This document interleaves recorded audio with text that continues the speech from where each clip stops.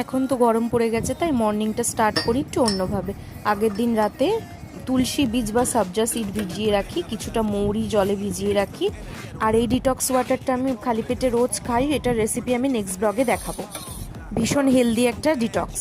সকালে ডিটক্স খাওয়ার পর এই যে সাবজা সিড বা তুলসী বীজ, তার সাথে মৌরি ভেজানো জল এবং কিছুটা আখি গুড়, সেটাকে আমি ভিজিয়ে রাখি, সেটা 1 কাপ আমি রোজ ড্রিঙ্ক করি। এতে পেটটা ভীষণ ঠান্ডা থাকে। তার সাথে তো এখন টক দই থাকবেই। টক দইয়ের মধ্যে আমি একটুখানি শসা গ্রেট করে নিয়েছি, সেটাকে অ্যাড করব। তোমরা চাইলে এটাতে বিটরুট অ্যাড করতে পারো। বিটরুট রায়তাও কিন্তু ভীষণ হেলদি এবং ভীষণ টেস্টিও। আমি আজকে বিটরুট ছিল না বলে অ্যাড করিনি। আর দিচ্ছি এই যে চাট মশলা।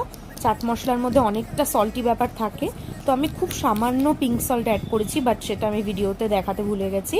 আর তার সাথে জিরেটাকে রোস্ট করে নিয়ে এটার গুঁড়ো, এটা অ্যাড করলে কিন্তু যারা দইয়ের গন্ধ সহ্য করতে পারে না তাদেরও কিন্তু ভীষণ ভালো লাগবে। আমি পার্সোনালি আগে দই খেতে পারতাম না, বাট এই রোস্টেড কিউমিন পাউডারটা আমি ঘরেই করে নিই।